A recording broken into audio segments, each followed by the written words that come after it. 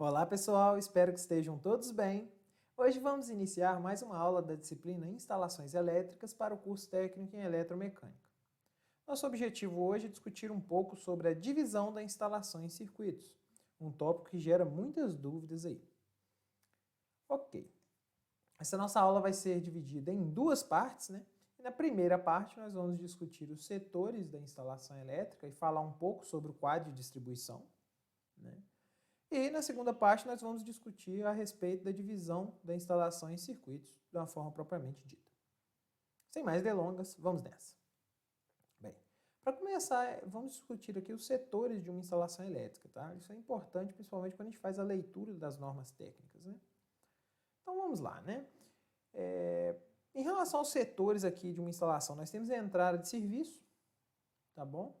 A entrada de serviço, o ponto de entrega e o ramal de ligação, querendo ou não, eles estão relacionados à parte da instalação elétrica, né, que é regida pelas normas da concessionária. Tá? Tudo isso vai constituir aí para a gente o ramal de entrega da concessionária. Né? Por outro lado, nós vamos ter a origem da nossa instalação, né, e a partir dali, a gente vai perceber que isso está relacionado, por exemplo, na instalação residencial, a partir do medidor, né, começa, né, a se aplicar a NBR 5410, que é a norma que rege as instalações elétricas de baixa tensão. Né? E aí nós teremos os circuitos de distribuição, nós teremos os circuitos terminais e o quadro de distribuição, que é um dos tópicos de discussão nosso aqui hoje. Né?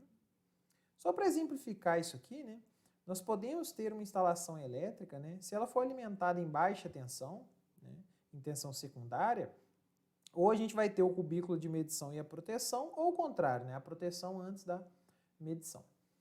E neste caso, né, a origem da nossa instalação elétrica é sempre depois desse conjunto.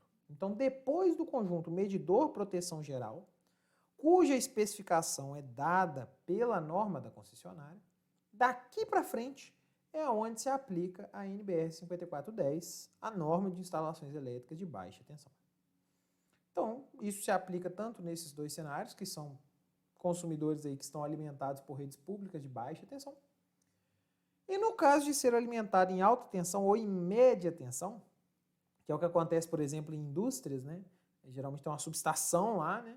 E essa carga ela é alimentada basicamente em média tensão, por exemplo, 13,8 kV. Então, nesse caso, a origem da instalação vai ser a partir do secundário do transformador. Então, aonde o seu sistema se tornar, né, em baixa tensão, é onde começa a se aplicar a NBR 5410. Então, aqui a gente tem um exemplo, né, em uma instalação residencial, né, típica. Então, nós temos aqui, né, a rede de baixa tensão da concessionária. Vai ser feita uma derivação. Né, essa derivação, né, ela vai constituir aqui para a gente, né, esse ramal de derivação. Né. Ele vai chegar até um ponto de entrega, por exemplo, onde tem o pontalete, né, ou aonde estão, no caso, os isoladores, onde vamos prender os cabos da concessionária. Dali para frente, nós temos o ramal de entrada, que é o cabo que vai do pontalete, ou vai desses isoladores das roldanas, né? Vai até a caixa de medição. Aí nós temos o medidor, né? Nós teremos um terminal para aterramento principal. A concessionária define quantas hastes de aterramento são utilizadas aqui. Por exemplo, CEMIG depende da carga instalada, né, ou da demanda. E teremos, né, um dispositivo geral de comando e proteção. É um disjuntor geral, né, que fica no quadro da concessionária. A partir deste ponto, inicia-se a instalação elétrica de baixa tensão, que é regida pelas normas, pela NBR 5410. Então, nós teremos, né, os condutores, por exemplo, isso aqui é uma instalação bifásica, nós teremos duas fases, mais neutro, mais proteção, que vai ser ligado num quadro, que é o quadro, né, de distribuição de circuitos, né, o QDC. E nesse quadro, nós teremos diversas outras proteções, por exemplo, proteção contra choque elétrico, proteção contra sobrecorrente, proteção contra descargas atmosféricas induzidas e tudo mais. E daqui se derivam as conexões para as diferentes cargas da instalação. Então aí a gente teria os circuitos terminais, né, que são aqueles circuitos que ligam diretamente nas cargas, né. Esse aqui seria um circuito de distribuição, porque ele é um circuito que contempla, né, ele carrega a potência, né, ele transfere a energia de várias cargas ao mesmo tempo. Então, aqui a gente já consegue diferenciar, né, aonde entra esse 5410, aonde entra a norma da concessionária e o que é um circuito de distribuição e o que é um circuito terminal. Muito bom, né? Espero que tenha ficado claro. Aqui a gente tem um outro exemplo, tá? No caso, esse exemplo aqui, ele já seria para um consumidor industrial, né? Então, ele seria alimentado em média tensão, né? Nessa referência que eles consideram até como alta tensão, esse 13.8 kV. A gente vai ter, né, um dispositivo geral de comando e proteção desse sistema e o medidor, né? E aí vai ter um transformador. Né? Então, a partir desse transformador, nossa rede começa a ter baixa tensão. A partir daqui se aplica, né, a nossa NBR 5410, tá? Então, nós teremos esse circuito aqui com um circuito de distribuição. Esse aqui vai ser um outro circuito de distribuição, por exemplo, só para iluminação, né? E aqui seria um circuito terminal que vai ligar para iluminações de um determinado cômodo ou de uma determinada sala da fábrica. Né? Por outro lado, esse painel aqui, esse quadro principal aqui, né, ele também pode ter, né, logicamente, né, circuitos de força, né, que seriam, por exemplo, cargas que alimentariam em tensões maiores, máquinas, motores, né, e etc. Neste caso, né, a gente poderia ter uma rede aqui de 380 volts ou uma rede de 440 volts, né, dentro dessa indústria. Até 1000 volts em corrente alternada e 1500 volts em corrente contínua, a gente ainda está no âmbito da NBR 5410, tá? Ainda se pertence ao escopo dela. Então, baixa tensão, né, seria sistemas até 1000 volts em corrente alternada e até 1500 volts em corrente contínua. Né? Então, isso engloba muitos sistemas aí, a maioria dos sistemas residenciais e industriais, né? E também engloba, por exemplo, sistemas fotovoltaicos, né? A tensão contínua está dentro dessa faixa aí, geralmente, de baixa tensão, vai até 1500 volts, né? Bem, seria essa, então, aí a ideia geral, né? Da origem da instalação e aonde as normas, cada tipo de norma se aplica. Dito isso, vamos agora discutir, então, esse tal desse quadro de distribuição de circuitos. O que é um quadro de distribuição, pessoal? Um quadro de distribuição ele é um centro de distribuição de toda a energia da instalação. Então, ele recebe os condutores que vêm do medidor, né, e depois vai distribuir isso para as diferentes cargas que a gente tenha na nossa instalação. Né. Logicamente, esse quadro vai incluir dispositivos de proteção. Então, a gente vai ver que vai ter dispositivos de proteção contra sobrecorrente, né, no caso os disjuntores. A gente vai ter dispositivos de proteção contra choque elétrico, no caso os dispositivos diferenciais residuais. Né? E a gente também vai ter dispositivos contra descargas que vão proteger contra os efeitos de descargas atmosféricas. Né? No caso, os DPS, dispositivos de proteção contra surto. A gente também tem os barramentos de interligação de fases, né? Então, em muitos quadros, principalmente os trifásicos e bifásicos, a gente observa esses barramentos, né? Então, na verdade, o que esses barramentos possibilitam é fazer a conexão desse disjuntor aqui, que seria um disjuntor geral, né, com os disjuntores de cada circuito da instalação. Então, por exemplo, teria um disjuntor para a parte de iluminação de um certo cômodo, iluminação de uma outra parte da instalação, ligar motor, aí tem um outro disjuntor, por exemplo, chuveiro e por aí vai, né? Geralmente tem uns barramentos aqui também, ó, que são os barramentos de neutro. Tá? A gente vai perceber, principalmente na aula que vem, né, que o condutor de neutro ele tem que ser único para cada circuito. Então, logicamente, né, a gente espera ter que ter um barramento, né, para que esse condutor neutro que chegue lá do quadro de distribuição ou que saia aqui do DR, né, ele possa de fato aqui ser distribuído, né, dividido em diversos outros condutores, já que vai ter que ter um para cada circuito. A gente também tem um barramento de proteção, né? No caso a gente consegue ver ele aqui, ó. Então posso dar um detalhe aqui nessa figura, para ficar mais claro, né? Então aqui a gente tem esse barramento, onde todos os condutores verdes aqui, que são condutores aqui de aterramento, né?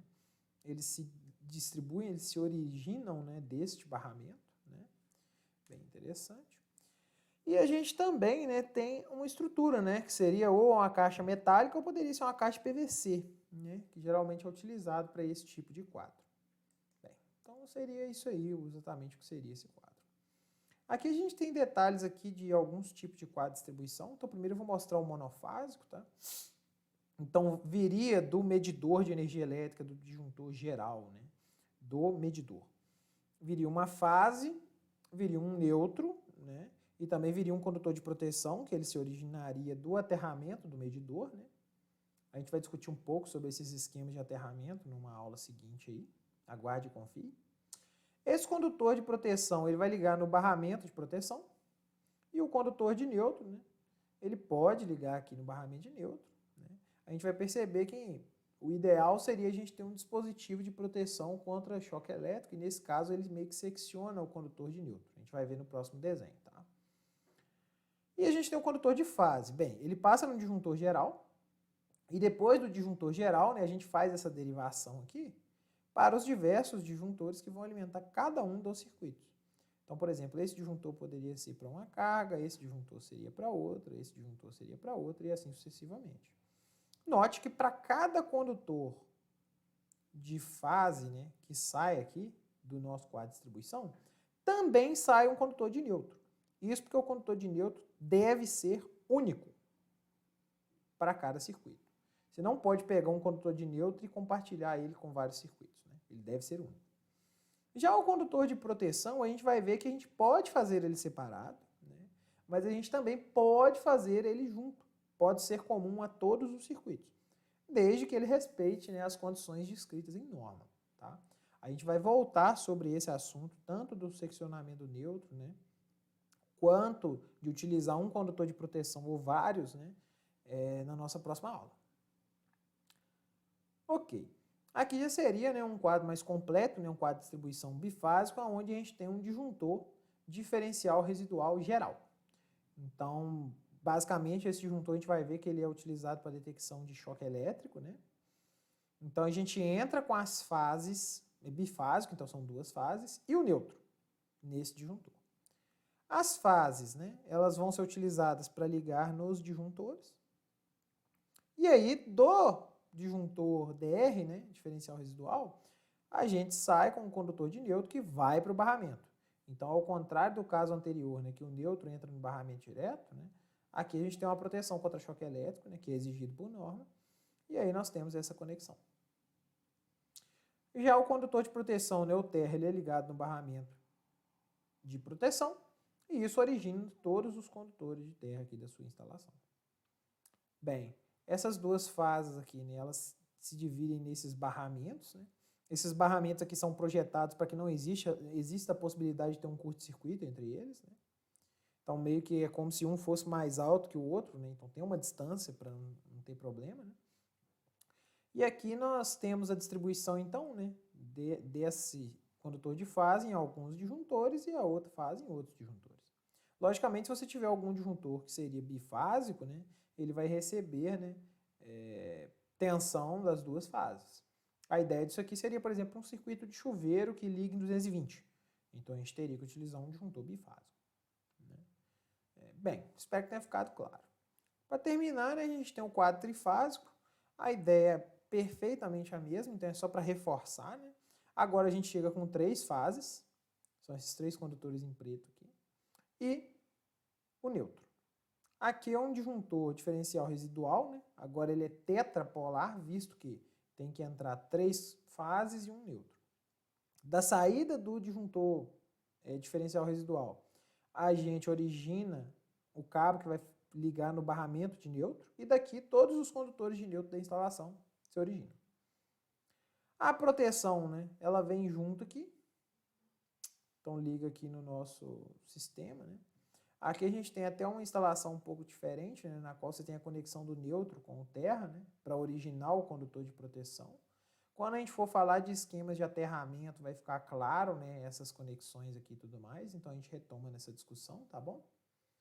E aqui nós temos, né, os três condutores de fase que vão ligar naqueles barramentos, né, e consequentemente a gente vai ligar em disjuntores que podem ser monofásicos, então ele vai ser alimentado por uma única fase, bifásicos ou trifásicos, se for necessário. Se for alimentar um motor trifásico, você vai ter um disjuntor trifásico para ele, né?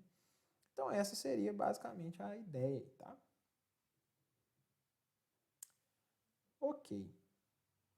Então aqui a gente tem um aspecto aqui de um quadro de distribuição, né, bem montado, né?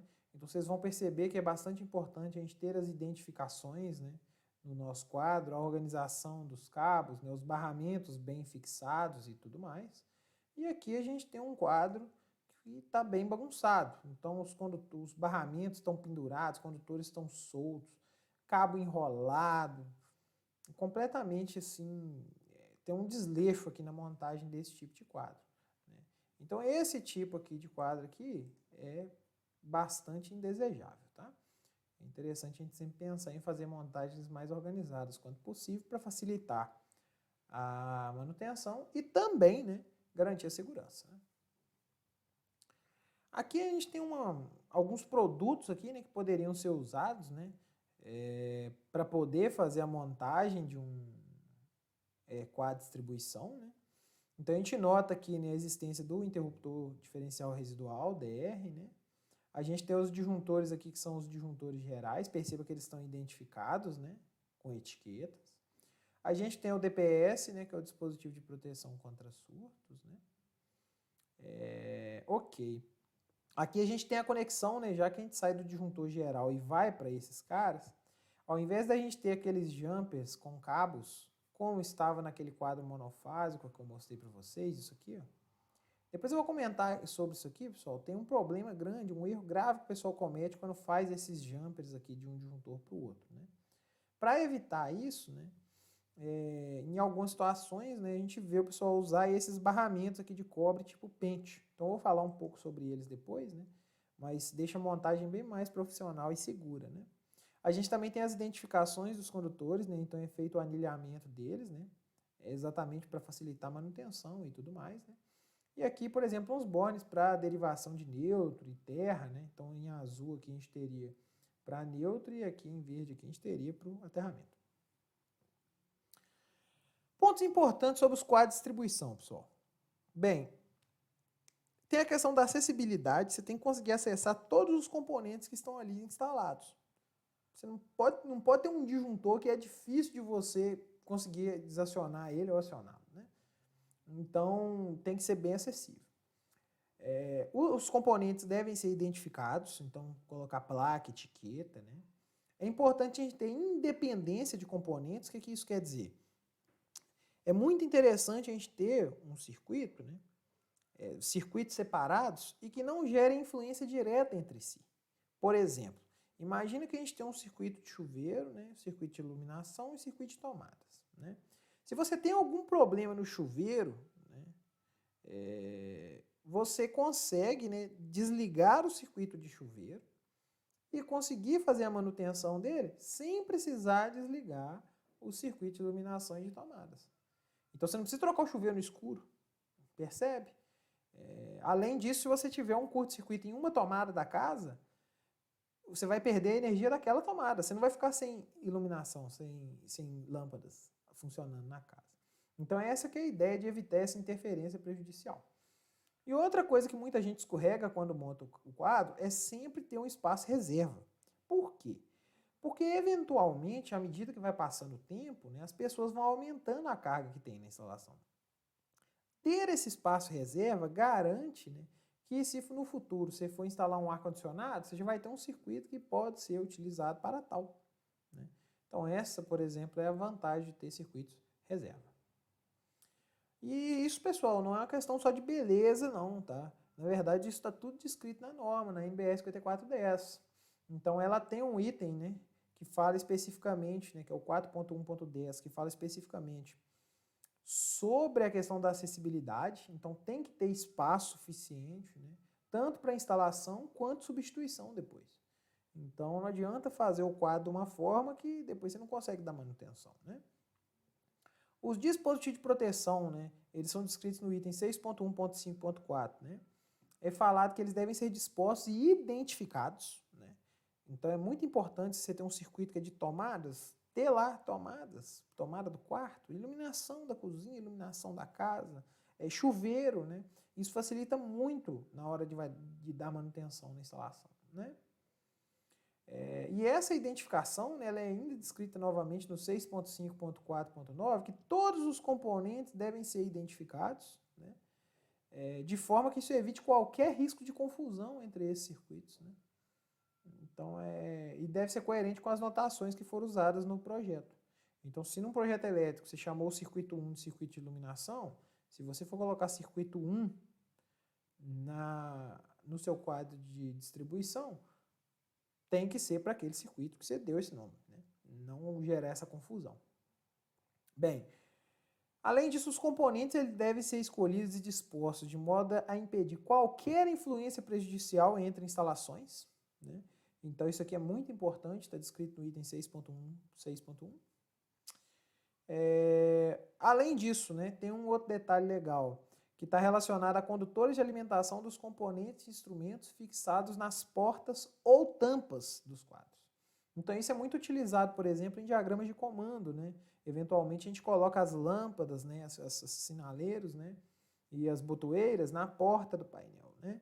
E é muito importante que na instalação desses cabos a gente faça de forma que não corra risco de, na hora que a gente abrir e fechar o painel, a gente danifique os cabos. Então isso pode ser feito de várias formas, né? Mas tem muita gente que dá acabamento com braçadeira, por exemplo, né? A gente monta o painel com ele todo aberto para que o cabo atinja o seu comprimento máximo. A gente pega todos aqueles cabos que vão para a porta e junta eles com braçadeira, né? Ou então a gente usa um daqueles espaguetes, né? Em espiral, né? Para poder segurar esses cabos e dar esse acabamento na tampa e evitar que eles se danifiquem, né? Além disso, né, está escrito no item 6.5.4.7, né, que nos quadros de distribuição deve ser previsto um espaço reserva. E não é só, ele só não fala que tem que ter, mas ele fala quanto que tem que ter, né? Então, se a gente pensar, por exemplo, em circuitos, né, que a gente tem até 6 ali, né, circuitos efetivamente disponíveis, né, circuitos que estão sendo utilizados, o ideal é que você tenha pelo menos, né, 2 circuitos extras. E, logicamente, né, a capacidade desses circuitos ela deve ser considerada no cálculo do alimentador do respectivo quadro de distribuição. Por quê? Porque o ramal de entrada seu vai ser definido a partir disso. Então, o ideal é que você considere o circuito reserva, ou seja, essa previsão de aumento de carga, exatamente para que seu alimentador fique coerente com o aumento de carga futuro que você espera ter, né? Então, essa tabela descreve, né, quantos circuitos, né, a gente espera ter, mas você define a capacidade deles, né? Então essa seria a ideia. Além disso, tem um item na norma, né, que é o 6.5.4.10, que fala a respeito de uma advertência que tem que ter no quadro de distribuição, né? Então é basicamente chamar a atenção das pessoas, né, para não trocar disjuntores ou fusíveis por valores menores, né? Já que esse disjuntor e esse fusível vai ser calculado, né, de acordo com a bitola do cabo. Então, se você tirar o disjuntor fora e fazer uma ligação direta, você está correndo um risco de incêndio na sua casa, né? E além disso, ele fala sobre os dispositivos de proteção contra choque elétrico, né? Que esse dispositivo ele tem que estar sempre operando, né? Não desligá-lo exatamente porque a finalidade dele é garantir essa proteção, né? Então, esses dois itens, geralmente, eles são fixados, né, na parte de dentro aqui do painel, né? Uma advertência aqui em amarelo aqui, exatamente para chamar a atenção para esse ponto, né? E essa advertência ela pode vir de fábrica, né, ou pode ser um adesivo, desde que ele não seja facilmente removível. Então, essa seria a ideia. E sobre a localização do quadro de distribuição de circuitos, pessoal, aonde que esse quadro, né, ele deve estar localizado? Essa é uma boa pergunta, né? Bem, o que a norma fala, né, no item 6.5.4.8 é que os conjuntos, em especial os quadros de distribuição, devem ser instalados em local de fácil acesso, né, e ser providos de identificação do lado externo, legível e não facilmente removível. Bem, local de fácil acesso, né, pode ser interpretado de diversas formas, né? Esse fácil acesso seria, por exemplo, estar num cômodo que não poderia, por exemplo, estar trancado. Por exemplo, um quadro de distribuição num banheiro é um absurdo. porque o banheiro pode estar trancado. A mesma coisa é um quarto. O quarto pode estar trancado, né? Então, a gente não espera, né, ter quadro de distribuição nesses ambientes. Além disso, né, tem que ser de fácil acesso, então colocar ele atrás de um armário é um absurdo. Também não, né? Então, você tem que pensar num lugar que ele não vai ser utilizado, né? E que fique coerente também com a arquitetura, né? Você não vai colocar em cima da sua televisão um quadro de distribuição de circuitos, né? Não é comum fazer isso, né? O arquiteto não ia gostar nada disso, né? Outro ponto técnico importante é que a ideia, né, é que esse quadro ele fique o mais próximo possível do medidor. Por quê? Porque os cabos com maior bitola da instalação, os cabos mais grossos, né, da instalação, são aqueles que ligam o medidor até o quadro de distribuição.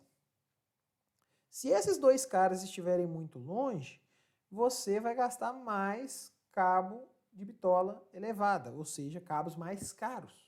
Então, se você consegue colocar esse quadro mais próximo do medidor, né, ajudaria muito. Outro ponto é que é interessante que ele fique próximo do centro de carga da instalação. O que é centro de carga, né? O quadro de distribuição tem que estar mais perto das maiores cargas. Geralmente as maiores cargas da instalação elas poderiam estar, por exemplo, próximo da cozinha ou próximo do banheiro, né? Ou até próximo de um quarto, se você tiver um grande número de ar-condicionado e tudo mais. Né? Mas essas cargas grandes, né, se o quadro de distribuição puder ficar perto delas, melhor. Né? A gente tende a ter menores quedas de tensão, a gente vai até equacionar essa queda de tensão na próxima aula nossa. Mas de qualquer forma, né, é importante a gente ter isso em mente. Né? Ok. Ainda sobre essa localização, não deve ser localizada em locais sujeitos a inundações, acho que a razão é óbvia, né? Água e eletricidade não combinam muito, né? Não deve ser localizada em dormitórios, dependências sanitárias, garagens e paredes de madeira. Parede de madeira é porque é combustível, né? A garagem é um local que qualquer pessoa que chega na sua casa tem acesso, né? E dormitório e dependência sanitária é porque não é de fácil acesso. Não deve ser localizada em locais sujeitos a trepidação e corrosão. Né? A trepidação ela é ruim porque ela pode afetar a qualidade das conexões elétricas com os disjuntores. Né? A questão da corrosão também pode piorar muito a qualidade das conexões. Né? Não deve ser localizado na sala mais por questões estéticas. Né? A gente pensa que a sala é um dos ambientes, né, onde a arquitetura trabalha mais ali. Né? Então eu acho que é importante ter essa noção. Tomar cuidado com curvas, né? Principalmente, né, da ligação entre o medidor e o quadro de distribuição, porque são os cabos mais grossos. Né? E, geralmente, quando a gente faz curvas em cabos, né, dependendo da curva, se for uma curva, por exemplo, de 90 graus, a gente é obrigado a colocar caixas de passagem adicionais. Né? Então, a gente vai discutir isso um pouco mais na próxima aula, mas eu acho que é importante ter essa noção também de tentar fazer a conexão do medidor até o quadro de distribuição da forma mais retilínea possível. Em cozinhas não deve atrapalhar a instalação de armários, então muitas vezes você vai ver esse quadro atrás de porta. Né?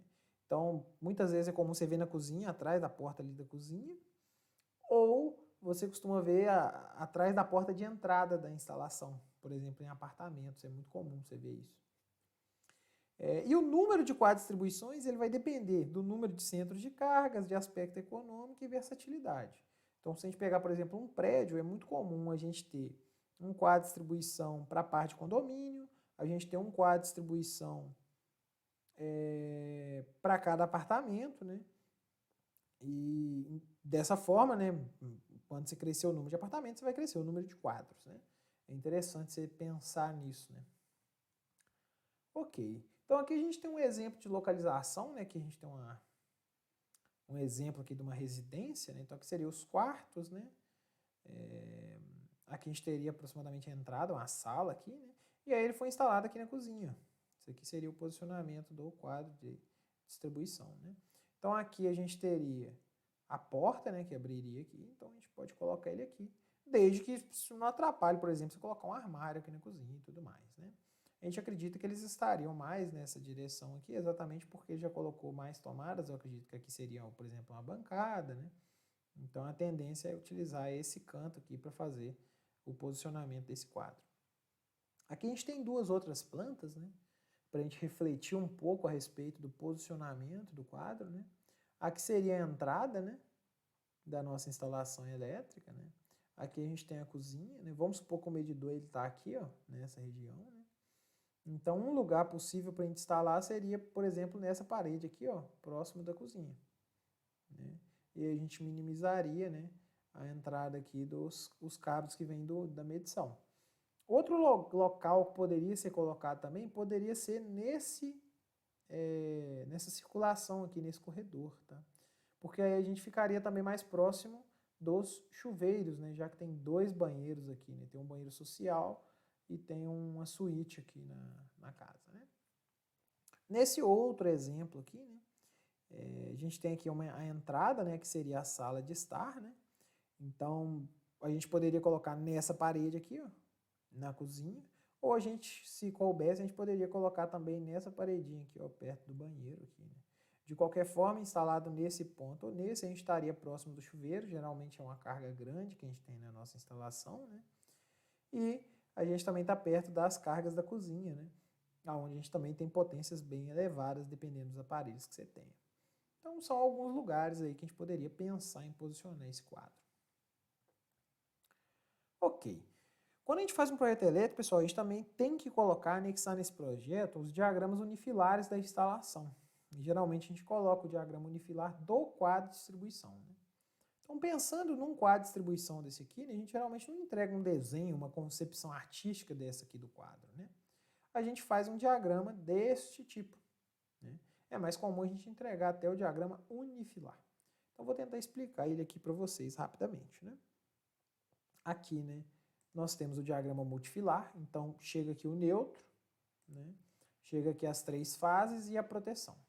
A proteção vai direto para o barramento de equipotencialização, ele liga também nos DPS, assim como as fases e o neutro. Então eles escolheram um arranjo que você faz a proteção do neutro, né, utilizando o DPS. Muito bem. Aqui nós temos um disjuntor geral, né, que é também diferencial residual, né, então tem um DR aqui, né, então ele protege contra curto-circuito e também contra choque elétrico. Isso origina o nosso condutor de neutro, da onde vão nascer, né, todos os nêutrons da instalação. Aqui nós teríamos os barramentos de cobre e a gente tem as conexões nos disjuntores. Aqui a gente tem um disjuntor bifásico, um disjuntor monofásico, outro disjuntor bifásico e por aí vai. O que a gente indica, né, seria uma tomada de uso específico aqui, né, potência que vai ser entregue e a bitola do cabo. A gente vai aprender a calcular a bitola do cabo nas próximas aulas, né? Aqui mesma coisa, um circuito de TUG, né, protegido por um disjuntor aqui de 20 amperes, a potência de 1900 VA, e aí eu utilizo um condutor de 2,5. Um outro circuito de TUG com um disjuntor de 15 amperes, 1400 VA, também usa um condutor de 2,5. E por aí vai. Então essa seria a representação. Esse número aqui, ó, é o número do circuito, né, da instalação. Aqui seria o mesmo quadro, mas sob uma concepção um pouco diferente. Então aqui é um unifilar. Então vem o ramal de entrada, esse ramal de entrada entra na caixa de medição, tem um disjuntor lá geral, que para essa instalação aqui seria de 70 amperes, trifásico, o medidor. A gente tem a parte de aterramento, né? E disso vai se originar o começo da nossa instalação elétrica. Ok. Nós temos aqui um disjuntor DR, né? Capacidade de até 80 amperes e 30 miliamperes seria a diferença que ele mede em relação a choque elétrico. E aqui as conexões dos DPS. Note que vai fase, fase, fase e neutro para o DPS. Neutro, fase, fase, fase. Ligou no DPS, né? E ele vai ligar no aterramento da instalação. Aqui na frente, né, nós temos a representação do barramento de neutro. Então, na verdade, sai o condutor de neutro e vai para um barramento. Isso aqui seriam as dimensões do barramento, né? E aqui vão vir as três fases, as dimensões do barramento, né, largura, comprimento, largura dele. E aqui nós temos, né, a fase em que o circuito está instalado, quais das fases, né? E aqui seria um disjuntor monofásico e esse com dois tracinhos é um disjuntor bifásico. Legal, né? Então aqui, por exemplo, nós teríamos um circuito aqui, sei lá, o circuito 4, um circuito de tomada de uso geral, com um disjuntor de 20 amperes, ele liga na fase R, né? Ele utiliza um condutor de 2,5, a bitola do neutro também é 2,5, né? E uma proteção de 2,5 para esse circuito. Esse aqui já seria um circuito bifásico, né? Esse circuito bifásico aqui está utilizando um disjuntor de 25 amperes, né? O circuito 8, né? Utiliza um condutor de 4 milímetros quadrados e um condutor de proteção de 4 milímetros quadrados. E tem o circuito reserva, que seriam circuitos que eles estão aqui disponíveis, né? Mas eles não estão alimentando nenhuma carga. Aqui eles também estão representados. Espero que tenha ficado claro aí então, pessoal. Ok. O último ponto que eu gostaria de chamar a atenção de vocês, né, é retomando aquele quadro monofásico que a gente discutiu anteriormente. Tem algumas pessoas que quando montam quadros de distribuição de circuitos cometem esse erro aqui. Então eu resolvi chamar a atenção, né? Bem, vamos entender primeiro esse desenho aqui, né? Mais uma vez, para ficar claro. Aqui a gente tem um quadro de distribuição de uma instalação monofásica. Então está vindo proteção neutra e fase, né? O condutor de fase, a gente espera, né, que ele venha para o disjuntor aqui, diferencial residual, assim como o neutro, né? Então o neutro também conecta aqui. Neutro e fase liga no DPS, que vai ligar no condutor de aterramento, né, no barramento de proteção.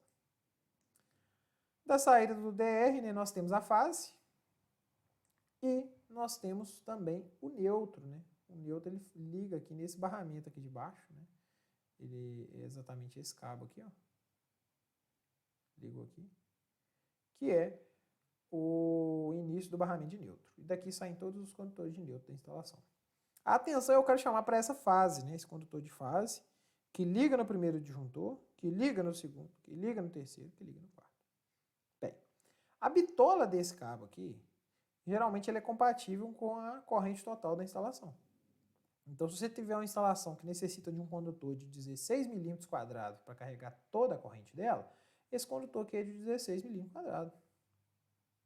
Só que aí, na hora de fazer o jumper de um disjuntor para o outro, o camarada pega e usa um cabo, às vezes, de bitola menor. Então, é o que está mostrado aqui, ó. A gente chega com um condutor aqui, ó, que é um condutor, por exemplo, de 16 milímetros, mas na hora de fazer esses jumpers aqui, né, para ligar nos outros disjuntores, né, a gente acaba usando um cabo mais fino. Isso aqui é errado, pessoal, porque pode gerar uma sobrecarga, né, nesses cabos aqui, visto que, tirando a corrente do primeiro disjuntor, né, esse conjunto aqui, né, estaria carregando uma corrente bem maior. Então, pode acontecer uma sobrecarga nesse cabo, tá?